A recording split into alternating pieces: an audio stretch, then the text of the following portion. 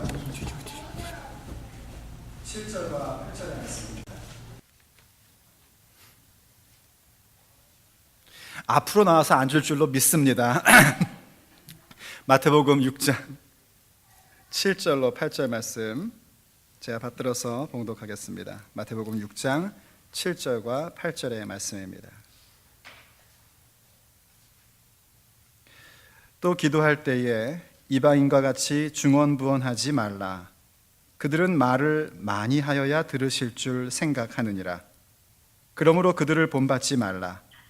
구하기 전에 너희에게 있어야 할 것을 하나님 너희 아버지께서 아시느니라. 아멘. 이 말씀 여러분과 함께 하기를 축복합니다. 이 기독교인에게 있어서 기도라는 것은 정말 중요한 부분입니다. 우리가 신앙생활하면서 중요하지 않다 얘기할 수 있는 게 사실은 없죠. 하지만 기도한다는 것이 왜 그렇게 중요한가? 기도한다는 것은 결국 우리가 하나님을 믿는다는 것을 반증하는 것이기 때문입니다.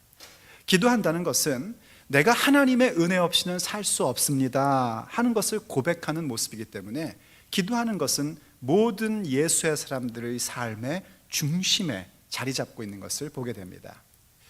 기도라는 게 사실 뭡니까? 기도라는 것은 하나님과의 깊고도 친밀한 교제입니다. 그렇기 때문에 우리가 기도한다는 것은 그만큼 하나님과 깊고 친밀한 관계 속에서 살고 있다는 것을 얘기하는 겁니다. 이만큼 기도가 중요하기 때문에 어떤 분들은 기도를 뭐라고까지 얘기하냐면 기도는 그리스도인의 호흡이다라고 얘기할 만큼 기도의 중요성을 강조하고 또 강조하고 있는 것을 우리가 잘 알고 있습니다.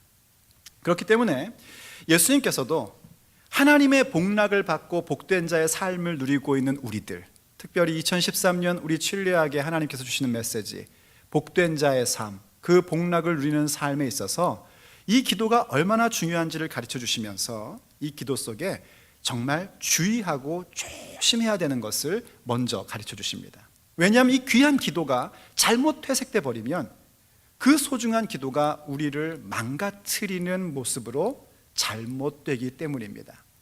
그것 가운데 하나가 뭐였냐면 사람들에게 보이려고 제발 기도하지 말라는 겁니다. 사람들에게 보이기 위해서 기도하는 것은 결단코 기도가 될 수 없고 오히려 골방 기도라고 말씀하시는 부분을 얘기하면서 오직 하나님과만의 시간을 갖고 하나님만을 집중하는 그런 기도의 삶을 가져야 한다고 우리에게 가르침을 주셨습니다. 그리고 또 한 가지 이제 오늘 본문 속에서 주의해야 될 부분을 말씀하시는데 그것은 뭐냐면 우리가 기도할 때에 중언부언해서는 안 된다는 겁니다. 본문 7절을 다시 한번 볼까요? 본문 7절에서 이렇게 말씀하셨죠. 또 기도할 때에 이방인과 같이 중언부언하지 말라. 그들은 말을 많이 하여야 들으실 줄 생각하느니라 하고 주님께서 주의할 사항을 얘기해 줬습니다. 중언부언이라는 말, 이게 또 네 글자로 나오니까 어려운데 쉬운 말로 하면 한 얘기 또 하고 한 얘기 또 하고 한다는 겁니다. 기도할 때 한 얘기 또 하고 한 얘기 또 해서 말을 많이 하면 하나님이 들으실 거라고 생각하는 것은 잘못된 기도라는 겁니다. 그런데 여기서 여러분 정말 정신을 바짝 차리고 조심하셔야 될 것이 있습니다. 중언부언하면 기도하지 말아라, 하나님이 말을 많이 하여야 들으실 줄 생각하는 것은 틀린 거다 하는 말씀 때문에 어떤 일각에서는 우리가 기도할 때에 하나님 앞에 간절히 구하다 보면 반복적으로 말하게 될 때 있죠. 혹은 또 기도하다 보면 오랜 시간 기도하는 경우가 있습니다. 이러한 것들이 전부 다 잘못된 것이다 라고 말하는 분들이 있는데 그건 틀린 겁니다. 왜냐하면 예수님께서 기도에 대하여 가르쳐 주실 때에 우리가 간절한 마음에서 얼만큼 반복할 수도 있는지를 말씀해 주셨고 또 예수님의 실제 기도 생활 속에서도 밤을 새도록 기도하시는 오랜 시간을 기도하는 것도 직접 보여주셨습니다. 누가복음 18장에 보면은요, 예수님께서 기도에 대한 가르침을 좀 더 자세하게 말씀해 주실 때에 우리가 기도하고 낭망치 말아야 될 것에 대해서 말씀하시면서 이른바 불의한 재판관의 비유라는 걸 말씀해 주셨습니다. 한 마을에 하나님을 두려워하지 않고 사람을 무시하는 아주 못돼 먹은, 그런데 그 마을에 권세를 갖고 있는 재판관이 하나 있었다는 겁니다. 근데 그 마을에 어느 한 과부가 마음에 생활에 큰 원한을 갖고 있어서 이거를 풀 길이 없으니까 재판관에게 와가지고 그것을 좀 내 원한을 풀어달라고, 나의 이 억울한 사정을 좀 들어달라고 부탁을 한 거예요. 그런데 아시다시피 이 재판관이 그 사람 말을 듣겠습니까? 과부라는 것은 힘없고 돈 없고 한국말로 하자면 백도 없고 이런 사람의 대명사거든요. 그러니까 안 들어준 겁니다. 그랬더니 이 과부가 어떻게 했냐면 날마다 찾아가서 재판관님 나 좀 구해주세요, 내 원한 좀 풀어주세요 했다는 거예요. 나중에 이 재판관이 가만히 생각해 보니까 이거 그냥 두면 안 되겠다는 생각이 든 겁니다. 그래서 그가 말하기를 내가 하나님도 두려워하지 않고 사람도 무시하지만 저 여인이 날마다 나한테 와가지고 나를 괴롭히네. 안 되겠다, 내가 저 여인의 원한을 들어주고 해결해 줘야겠다 했다는 겁니다. 불의한 재판관일지라도 간절히 와서 구하는 여인의 얘기를 들어줬다는 거예요. 그러면서 예수님이 결론적으로 무슨 말씀을 하셨냐면 누가복음 18장 6절과 7절 말씀에 주께서 또 이르시되 불의한 재판장이 말한 것을 들으라. 하물며 하나님께서 그 밤낮 부르짖는 택하신 자들의 원한을 풀어주지 아니하시겠느냐, 그들에게 오래 참으시겠느냐 하셨다는 겁니다. 여기서 우리가 좀 포인트로 봐야 될 건 뭐냐면 밤낮 부르짖는 택하신 자들의 간구함입니다. 밤낮 부르짖는다는 게 뭡니까? 오래 기도하는 것이고 반복해서 구한다는 겁니다. 반복해서 구하고 오래 구하는 것은 결코 잘못된 것이 아닙니다. 심지어 예수님이 직접 기도하시는 내용들을 우리에게 보여주는 성경 구절도 예수님이 얼마나 반복해서 기도했는지를 가르쳐 줍니다. 중언부언하지 말라라는 그 기도의 주의점을 얘기해 준 마태복음 속에서 예수님의 겟세마네 기도에 대한 부분을 얘기해 주는데 아이러니하게도요, 예수님께서 겟세마네 동산에서 기도하실 때에 3번이나 같은 말로 구하셨다라는 것을 기록해 놓고 있습니다. 예수님도 반복하는 기도를 하셨다는 겁니다. 예수님도 밤새도록 기도하셨다는 겁니다. 더군다나 사도 바울 같은 경우도 마찬가지입니다. 사도 바울이 고린도 후서에서 자기가 지나온 신앙생활을 얘기하면서 사람들에게 편지를 쓸 때에 자기가 얼마나 하나님 앞에 간구했는지에 대해서 이런 얘기를 합니다. 자기에게 육체의 가시가 있었는데 그 육체의 가시, 곧 질병에 대한 부분인데요, 그거를 고쳐달라고 3번이나 자기는 구했다는 겁니다. 그때 그 3번이라는 것이 아침에 한 번 구하고 점심에 한 번 구하고 저녁에 한 번 구하고 뭐 할 때죠? 밥 먹을 때 구한 거죠. 그런 정도의 차원이 아닙니다. 이거는 자기의 신앙생활 해온 그 20년의 생활을 쭉 돌이켜보면서 내가 그때 그렇게 하나님 앞에 간절히 구했었지 하는 것을 기억할 만큼 간절히 구했던 3번의 기간을 얘기하는 겁니다. 여러분, 우리도 신앙생활하면서 많은 기도하지만은요, 사실은 기도한 다음에 하나님이 응답하신 것을 기억하는 경우는 참 드뭅니다. 그냥 응답해 주셨음에도 불구하고 의뢰 그렇게 되는 거 아니겠느냐 생각하는 게 참 많아요.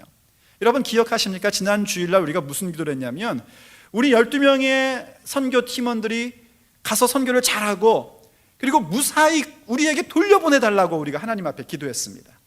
하나님은 그 기도를 들으시고 우리에게 응답하셔서 12명 가운데 한 명도 없어지지 않고, 물론 오늘 무슨 일이 있어서 빠진 분들은 계시지만 다 돌려보내 주셔가지고 우리가 기쁨과 감사로 예배하겠습니다. 이게 한 1년 지나보세요. 그러면 우리가 그때 그런 기도했던 거 기억도 잘 안 납니다. 그냥 같이 있으니까 있는 줄로 압니다.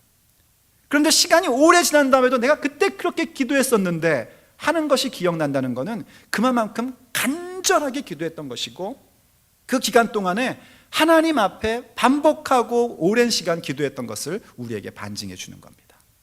그만큼 성서의 인물들은 예수님조차도 간절히 구하며 하나님 앞에 반복해서 구했던 모습을 우리에게 보여줍니다. 그럼 도대체 예수님께서 하지 말라고 했던 중언부언과 예수님이 직접 보여주셨던 반복하는 기도, 거기에는 어떤 차이가 있는 거겠습니까? 오늘 본문을 잘 보셔야 되는데 예수님이 그냥 중언부언하지 말라고 하신 게 아니라 이방인과 같이 중언부언하지 말라라고 말씀하셨어요. 본래 이 중언부언이라는 말의 원래 성경 언어의 의미는 웅얼댄다는 얘기고요, 뜻없이 뭔가를 계속 반복해서 얘기한다는 그런 의미입니다. 그런데 이방 사람들이 뭘 했냐면 이 사람들이 뭔가 자기가 마음에 소원이 있고 원하는 게 있으면은요 자기의 신들에게 기도를 합니다. 예수님 당시에 다른 종교, 로마의 종교는 다신교였기 때문에 신들에게 얘기를 해요. 그럼 그 신들에게 뭔가를 구할 때에 계속해서 반복적으로 구하는 겁니다. 그러면은 그 신들제 가운데 누군가가 한가해가지고 제가 뭘 저렇게 웅얼거리지 하고 듣다가 내 이름을 불러주네 하면 그 마음의 소원을 들어준다는 겁니다. 성경에도 그런 장면이 한번 나오는데 사도행전에 보면은 아데미를 위하여 큰 경기장에서 2시간 동안 아데미여 아데미여를 외쳤던 그런 일이 나오죠. 바로 그런 모습입니다. 그러니까 이게 우리식으로 얘기하면 무슨 얘기냐면, 쉽게 얘기하면은 중언부언, 이방인들이 하는 중언부언이라는 건 주문을 외우고 주술을 하는 겁니다. 주술과 주문, 영어식으로 하면 스펠을 하는 거예요. 스펠을 해서 뭔가 내가 원하는 욕구와 내가 원하는 바를 성취시키게끔 만들겠다는 겁니다. 어떤 주문이 있을까요? 제가 지금 말씀의 예정 가운데 타종교의 주문을 외울 마음은 조금도 없습니다. 그런데 흔한 주문, 여러분 다 아는 주문이 하나 있습니다. 열려라? 그렇죠, 참깨. 오픈 세서미. 그럼 어떻게 된다는 거예요? 큰 돌문, 사람의 힘으로 밀어낼 수 없던 그 돌문이 스르륵 하고 열린다는 거 아닙니까? 거기에는 열려라 참깨라고 외친 그 사람의 변화라는 거 없습니다. 거기에는 그 이야기를 듣는 절대적 존재와의 인격적 관계라는 게 없습니다. 그냥 이거를 외우면 그 다음에 이런 일이 일어난다는 겁니다. 그게 바로 이방인들이 하는 중언부언입니다. 반면에 예수님께서 직접 보여주시고 가르쳐주셨던, 우리가 주 앞에 간절히 구하고 그 간절함 때문에 반복할 수밖에 없게 되고, 그런 건 어떤가? 그러한 것들은 정반대로 우리의 인생에 변화가 일어나고 하나님의 은혜를 깊이 깨닫게 되는 놀라운 역사가 일어납니다. 왜냐하면 그것은 살아계신 하나님께 드리는 기도이기 때문입니다. 예수님께서 반복해서 기도하셨던 내용을 보면 이렇습니다. 마태복음 26장 39절, 우리가 잘 아는 예수님의 겟세마네 동산의 기도인데요, 그 기도에서 어떤 변화가 오는지를 보게 되는데, 마태복음 26장 39절에서 이렇게 얘기합니다. 조금 나아가사 얼굴을 땅에 대시고 엎드려 기도하여 이르시되, 내 아버지여, 만일 할만하시거든 이 잔을 내게서 지나가게 하옵소서. 그러나 나의 원대로 마시옵고 아버지의 원대로 하옵소서 하시고, 이렇게 기록을 하고 있습니다. 이 똑같은 내용을 3번이나 반복하셨다는 겁니다. 근데 여러분, 여기서 뭘 우리가 알게 되냐면, 예수님이 이 육체를 갖고 계신 상태 속에서 원했던 건 뭐냐면, 십자가를 진다라고 하는 그 잔, 그 고난, 그 십자가, 그것이 지나가기를 원하는 겁니다. 안 했으면 좋겠는 겁니다. 내가 부담을 갖고 내가 뭔가 희생해야 되고 예수의 십자가를 지는 것, 그게 싫은 겁니다. 그런데 나의 원대로 마옵시고 아버지의 원대로 되기를 원한다고 그렇게 기도하는 모습을 보게 됩니다. 그 기도의 모습과 기도의 제목이 바뀌는 겁니다. 하나님 앞에 우리가 반복적으로 구하고 간절히 구하다 보면은요, 바로 이런 역사가 일어나게 되는 겁니다. 내 소원, 내 욕심, 내 계획, 내 성격, 내 원함, 이러한 것들이 성취되기 위해서 신념을 바치는 것이 아니라, 마치 기도가 신념을 드리는 것처럼, 마인드 컨트롤하는 것처럼 생각하기 쉬운데, 그런 게 아니라 내 신념도 내려놓고 내 계획도 내려놓고 내 욕망도 내려놓고 모든 것을 다 내려놓고 나의 원함이 아닌 하나님의 원함이 내게 이루어지기를 원하는, 바로 그 모습으로 점점 순종의 자녀로 나아가게 되는 겁니다. 그게 바로 우리가 하는 기도요, 중언부언과는 전혀 차원이 다른 간절히 구하는 기도의 모습인 겁니다. 또 주 앞에 우리가 계속해서 반복하고 기도하고 간절히 구할 때 어떤 현상이 일어나냐면요, 내 모든 원하는 것들을 주 앞에 내려놓는 순종의 모습을 갖는 것뿐만이 아니라 하나님의 은혜에 대한 깊은 깨달음을 또 갖게 됩니다. 그게 반복하는 기도의 역사예요. 사도 바울께서 그렇게 3번씩이나 주 앞에 기도했던 그 장면을 얘기할 때에 그가 이런 얘기를 합니다. 3번이나 구했는데도 불구하고 하나님이 응답하신 내용이 뭔가? 고린도후서 12장 9절, 나에게 이르시기를 내 은혜가 네게 족하도다. 하나님이 말씀하시는 거예요. 하나님은 나의 은혜가 바울아 너에게 충분하다. 이는 내 능력이 약한 데서 온전하여짐이라 하신지라. 그러므로 도리어 크게 기뻐함으로 나의 여러 약한 것들에 대하여 자랑하리니 이는 그리스도의 능력이 내게 머물게 하려 함이라. 아멘. 바울 사도가 하나님께 구했던 건 육체의 가시였습니다. 그게 얼마나 괴로웠는지 사탄의 가시라고까지 표현을 했어요. 우리 목사들이나 신학자들이 이 사도 바울이 가졌던 질병을 두 가지로 크게 얘기를 합니다. 하나는 이 안과적인 안질이었을 것이다 하는 겁니다. 여러분이 눈이 안 보이면 얼마나 불편한지 눈 좋은 분들은 모르시죠. 제가 요즘에 눈이 안 좋아져가지고 지난 한 주간 동안 책을 좀 많이 본 주간은 뒤에 있는 분들 얼굴이 잘 안 보입니다. 근데 요즘 오늘 같은 경우는 책을 지난 주간에 많이 안 봤거든요. 다 보여요. 막 조는 것도 보이고 뭐 딴짓하는 것도 보이고 다 보입니다. 오늘 같은 날은요. 눈 안 보이면 참 답답해요. 그래서 아마 그걸 위해서 기도했을 것이다 이렇게 얘기하는 분들이 있고, 또 하나는 바울 사도가 간질이 있었다는 겁니다. 간질이 있어서, 간질이 뭔지 아시죠? 갑자기 입에 거품을 물고 팍 쓰러지는 겁니다. 이 성경 시대 속에서는요, 이 간질이라는 것이 귀신이 하는 거라고 그렇게 다들 믿었었습니다. 그러니 여러분 생각해 보세요. 목사가 설교하다 갑자기 입에 거품을 물고 팍 쓰러지는 거예요. 은혜가 되겠습니까? 그게 어디? 얼마나 시험 드는 사람이 많겠어요. 그러니 하나님 앞에 간절히 구할 수밖에 없죠. 제발 나의 질병 좀 고쳐달라고. 그런데 그때 하나님이 응답하신 게 뭐냐면, 나의 은혜, 하나님의 은혜가 너에게는 충분하다는 겁니다. 그래서 도리어 너가 그 약한 가운데에서 그리스도의 능력이 나타나는 것을 알아야 된다라고 말씀하시는 겁니다. 무슨 얘기냐면은 바울 사도가 반복적으로 구하면서 뭘 깨닫게 됐냐면, 자기의 약하고 힘든 부분만이 있는 게 아니라 사실은 하나님의 은혜가 얼마나 많은지를 깨닫게 되고, 자기의 약함은 약한 자체로 끝나는 것이 아니라 그 가운데에 위대한 그리스도의 능력이 나타난다는 것을 깨닫게 된 겁니다. 여러분, 아까 우리 형제자매들이 간증하는 가운데 그런 얘기 들었죠. 나는 준비도 안 됐고, 나는 너무나 아는 것도 없고, 나는 뭐 부족한데 이런 일들이 일어났어요.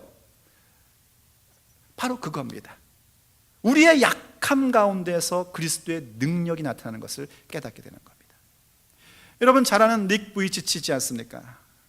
호주에서 태어났는데 팔다리가 없이 태어났어요. 정말 모든 것이 다 한계를 갖고 있는 사람인데, 그는 오히려 전 세계를 다니면서 복음을 전하고 절망 가운데 있는 사람들에게 희망을 주는 그런 참 귀한 복음 전도자의 사역을 감당하고 있습니다. 그런데 그가 언젠가 이런 얘기를 하더라고요. 지금도 자기는 하나님 앞에 팔다리를 달라고 기도한다는 겁니다. 일어나서 밥을 먹을 때 자기가 마치 강아지들이 먹는 것처럼 입으로 밥을 먹어야 될 때마다 하나님 나에게 팔다리를 주십시오 하고 기도한대요. 매일 한답니다. 그리고 그는 믿는답니다. 언젠가 하나님께서 나에게 팔다리를 주실 것이다. 이 땅이 전부가 아닙니다. 천국에서 완전히 완성될 걸 자기는 믿는다는 겁니다. 그런데 그의 그런 반복적인 기도가 중언부언이 아닌 이유가 뭐냐면, 바울 사도처럼 그도 하나님이 자기에게 얼마나 많은 은혜를 주셨는지를 보고 있다는 겁니다. 팔다리는 없지만 하나님이 나에게 주신 그 수많은 것들을 볼 수 있는 깨달음이 그 형제에게 있는 겁니다. 바울 사도가 비록 질병 때문에 사역하는데 많은 방해가 됐지만, 그것을 간구하고 기도하고 반복하며 구하면서 무엇을 깨닫게 되냐면, 그 육체의 질병이 나은 게 아니라 하나님이 나에게 그것 외에 얼마나 많은 은혜를 주셨는가를 가슴 깊이 깨닫게 되는 겁니다. 그게 우리의 기도입니다. 그래서 우리가 주 앞에 반복하여 구하고 기도하는 것은 사람에게 보이려고 하지 아니하고 하나님께만 보이려고 그렇게 기도할 때에 거기에는 위대한 역사가 일어나게 되는 겁니다. 그건 결단코 중언부언이 아닙니다. 왜냐하면 우리는 우리의 가슴 속에 있었던 욕망과 모든 원함도 다 내려놓았고, 또 그 기도 가운데에 내 신념을 이루고 내가 목표한 것을 반드시 이루겠다고 하는 것이 아니라 오히려 하나님이 내게 주신 은혜를 깨달으며 나의 이 약한 부분, 나의 이 못난 부분조차 하나님이 얼마나 위대하게 쓰시는지를 보게 되기 때문입니다. 그것이 바로 주 앞에 기도하는 우리의 모습인 겁니다. 바로 이러한 기도의 모습을 간직하게 될 때 우리가 무엇을 철저하게 알게 되냐면, 하나님을 신뢰한다는 것을 가슴 깊이 확실하게 알게 되고 깨닫게 되는 겁니다. 우리가 어떻게 우리의 원하는 부분을 내려놓고 하나님의 원하는 부분을 이루게 해달라고 기도할 수 있겠습니까? 우리가 어떻게 지금 내가 가지고 있는 이 문제들, 내가 지금 가지고 있는 이 육체의 가시들, 이러한 것들을 해결해 달라고 기도하다가 그게 해결되지 않아도 나에게 얼마나 큰 은혜가 있는지를 고백하고 오히려 자기의 연약한 부분을 자랑하는 자가 되어서 그리스도의 능력을 바라볼 수 있는 사람이 되겠습니까? 그 이유는 바로 예수님께서 8절에서 말씀하신 이 부분 때문인 겁니다. 오늘 본문 8절 우리 다시 한번 같이 읽어보기를 바랍니다. 우리 함께 앞을 보시고요, 혹은 성경이 있으면 성경을 보시고요, 같이 큰 소리로 읽겠습니다. 믿음을 가지고 읽기를 바랍니다. 시작.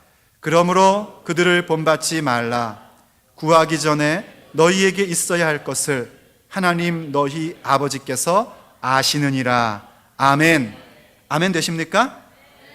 또 이 말씀 보고 어떤 사람은 또 오해를 해가지고 그래요. 하나님이 아시니까 구할 필요 없지 않나요?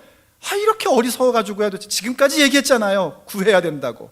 여기서 지금 얘기하는 건 여러분이 구할 필요 없다는 얘기가 아니라 하나님이 우리가 구하기 전에도 우리가 있어야 할 것이 무엇인지 아시는 하나님이라는 걸 믿으라는 겁니다.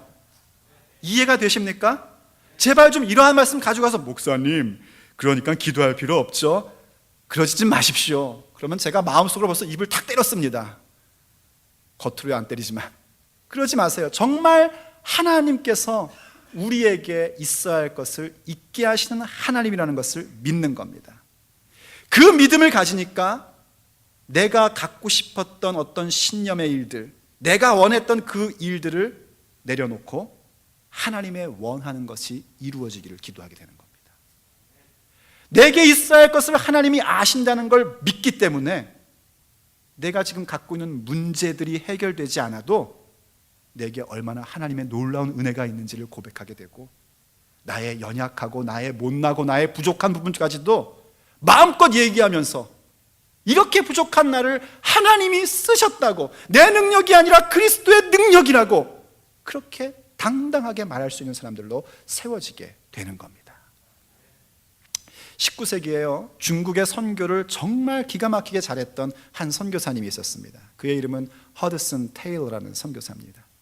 그 당시만 해도 중국에 선교한다는 것은 항구를 중심으로 해서 그저 몇몇 선교사들이 가가지고 그곳에서 뭐 교회 차리고 그냥 거기 가 있는 영국인들에게 교회 만들고 이런 게 불가했었습니다. 그런데 이 허드슨 테일러가 중국 내지까지, 중국 내륙까지 복음을 증거하게 되는 그런 큰 위대한 사역을 이루는 데에 좋은 도구가 되었습니다. 그런데 그런 그가 1859년에 굉장히 큰 위기를 겪게 됐어요. 허드슨 테일러는 선교사가 되기로 결정한 다음에 의수를 배워가지고요, 의료 선교까지 같이 했었다고 합니다. 근데 그 이제 의료 선교하는 병원이 있었는데 그 병원에 어떤 한 사람이 갑자기 본국으로 돌아갈 수밖에 없는 상황이 돼버린 거예요. 근데 그 사람이 누구였냐면 그 병원을 전체를 이끌어가는 사람이었답니다. 그리고 병원 전체를 이끌어가는 것뿐만이 아니라 그 병원에 필요한 모든 펀딩, 그 모든 그 돈에 관련된 부분들을 다 서포트하는 그런 재력도 있는 사람이었어요. 그러니까 이 사람이 갑자기 가게 돼버린 겁니다. 그래서 그 병원 사역이 굉장히 위기에 처해 버린 겁니다. 너무너무나 힘들고 어떻게 해야 될 바를 알지 못해서 허드슨 테일러가 직원들을 다 불렀습니다. 그리고 솔직하게 얘기한 겁니다. 지금부터 당신들에게 내가 월급을 줄 수 있는 것 개런티 못합니다. 보장할 수가 없습니다.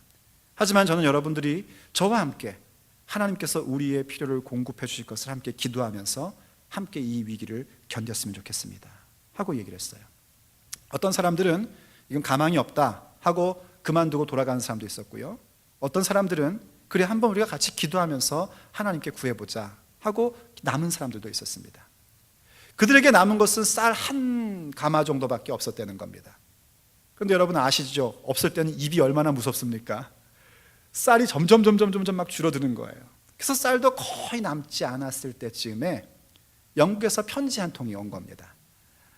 짐작하시겠지만 그 편지 속에는 50파운드라는 그 당시에 그 모든 문제를 해결하고 당분간 살 수 있는 금액인 그 돈이, 수표가 함께 담겨져 있었습니다. 그 수표는 중국에 나와 있는 영국 은행에 갖다 주면 바로 환전할 수 있는 그런 수표였습니다. 그러면서 그 속에 편지에 뭐라고 써 있냐면, 그 편지를 보낸 사람이 자기가 갑자기 어떤 상속을 받게 됐는데 이 상속받은 돈을 중국 선교를 위해서 쓰고 싶으니까 어떻게 하면 좋을지 자기에게 알려달라고 그렇게 얘기를 한 겁니다. 그래서 그 중국 선교에 필요한 재정들이 잘 채워지고 사역이 잘 이루어진 거예요. 그런데 얘기는 이게 중요한 게 아닙니다.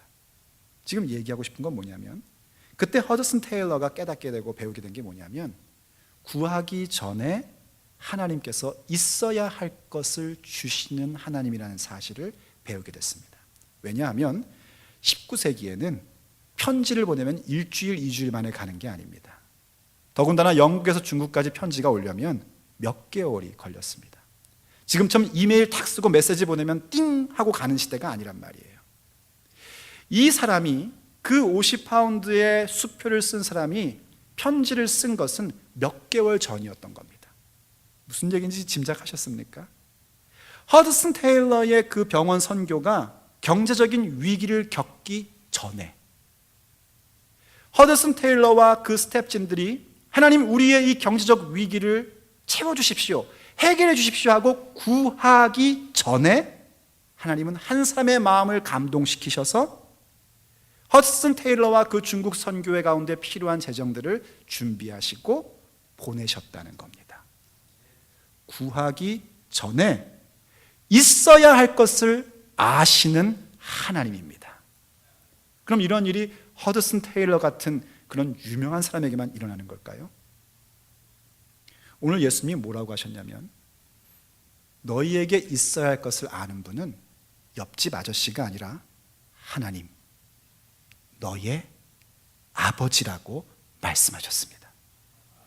만약 여러분이 하나님을 아버지라고 부를 수 있는 사람이라면, 하나님을 나의 아빠라고 부르는 사람이라면, 우리가 구하기도 전에 우리에게 있어야 할 것을 주시는 분이 우리에게 그 역사를 주실 것을 기억해야 합니다.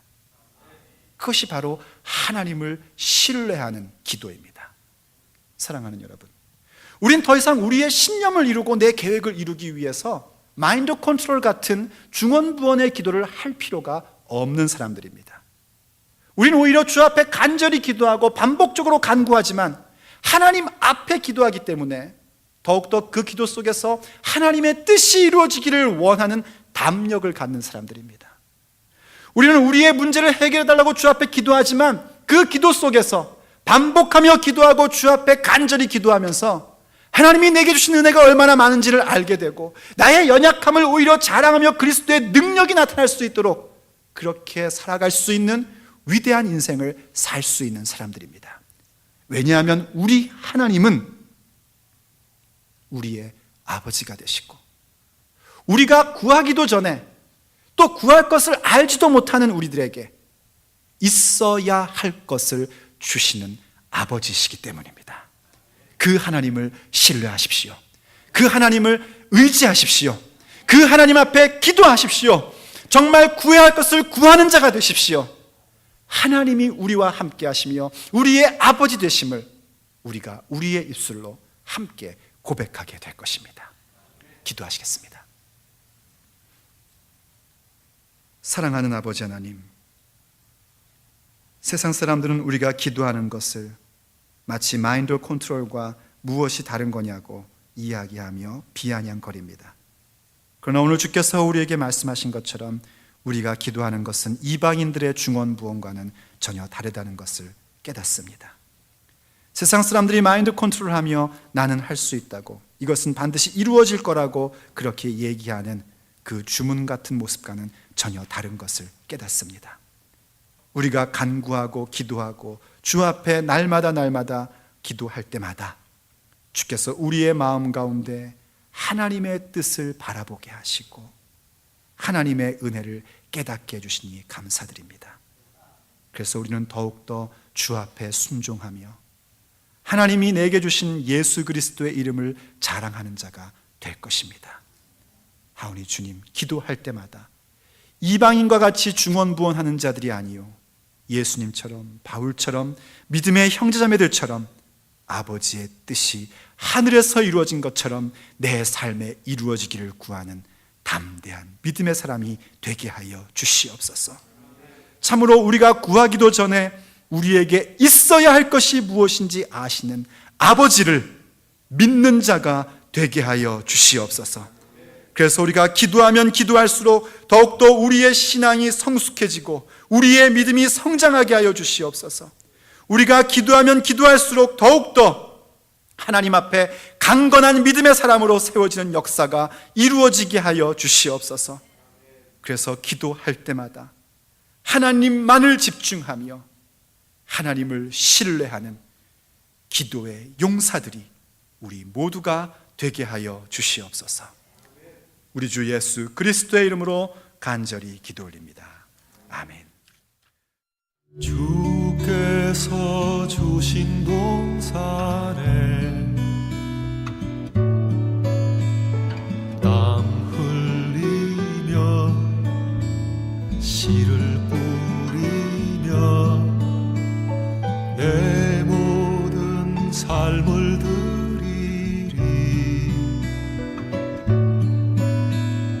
날 사랑하시는 내 주님께 비바람 앞을 가리고 내 육체는 쇠잔해져도 내 모든 삶을